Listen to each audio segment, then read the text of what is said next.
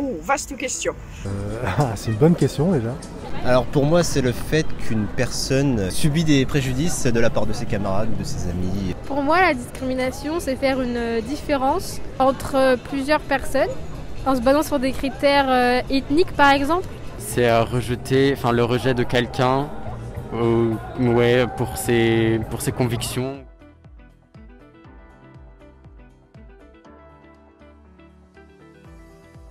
Pouvez-vous nous expliquer en quelques mots ce qu'est une discrimination?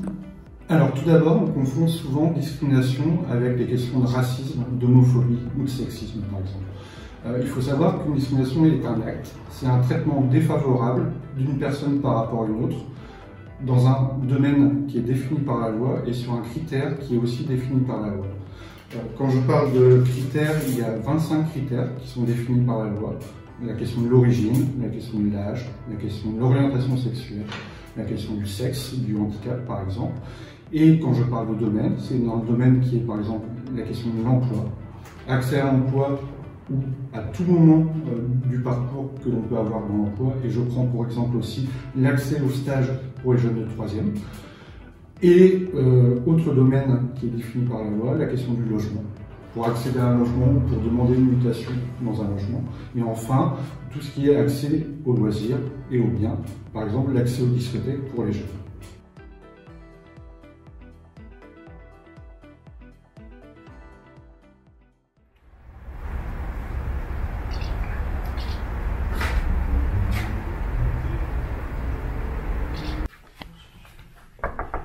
Entrez! Bonjour, Nathalie Martin, elle vient pour l'entretien d'embauche. Bonjour, vous avez trouvé facilement la... Ça va pas être possible, on a trouvé quelqu'un d'autre. Là, je suis désolé. Comment ça? Mais vous m'avez dit que le poste était libre. C'est comme ça, j'embauche qui je veux, c'est la vie. Pas de chance.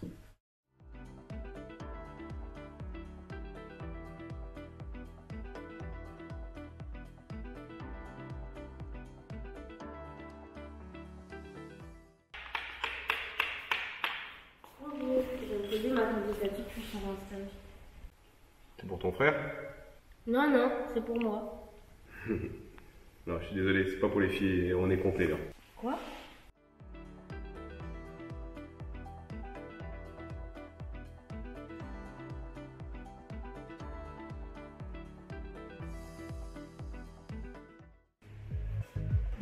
Attention.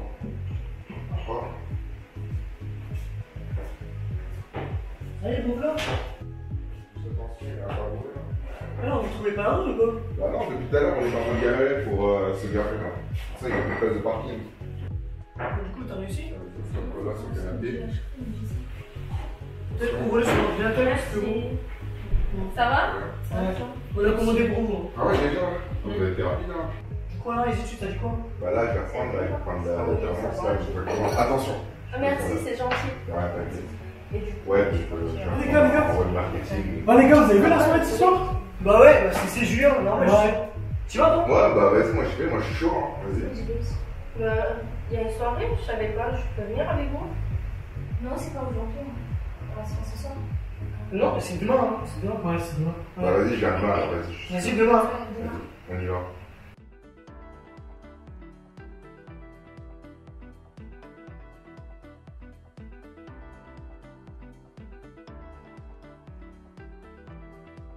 À qui doit-on s'adresser lorsqu'on est victime de discrimination? Alors, on peut, tout d'abord, quand on est victime de discrimination, on peut se faire accompagner par une association qui est reconnue sur cette question-là. Pour votre territoire, je prendrai l'exemple du CDFF de la Meuse. On peut aussi se faire accompagner psychologiquement par le centre d'aide médicale psychologique de votre territoire. On peut aller consulter des avocats qui vous accompagneront sur la démarche juridique. On peut aller porter plainte au commissariat ou à la gendarmerie.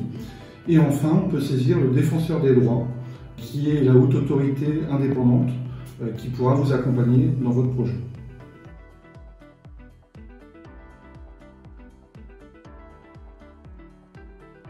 Personnellement, j'ai déjà vécu des situations de discrimination. Il y en a une qui m'a marqué, c'était quand j'étais au collège en 4e, donc c'est un peu l'âge où on est un peu bête malheureusement. Et un élève a trouvé drôle de m'appeler sale négro. Donc c'est quelque chose quand on n'entend pas, on ne fait pas attention, mais quand on nous le dit, ça fait réfléchir. J'en ai subi quelques-unes par rapport au sexe, donc le fait que je sois une femme, par exemple au travail. Je travaille dans la restauration et mon supérieur m'a fait une blague cette semaine. Il m'a dit allez, fais le ménage, femme, c'est un truc de femme. Donc très sexiste et comme remarque et un peu discriminatoire. Alors du coup j'ai eu la chance pour ma part de ne jamais subir de discrimination. Cependant j'ai déjà pu être témoin de discrimination dans ma jeunesse et notamment beaucoup de discrimination par grossophobie où des gens se moquaient, se remoquaient des mêmes personnes qui pouvaient être en surpoids, quand bien même ça peut être des maladies.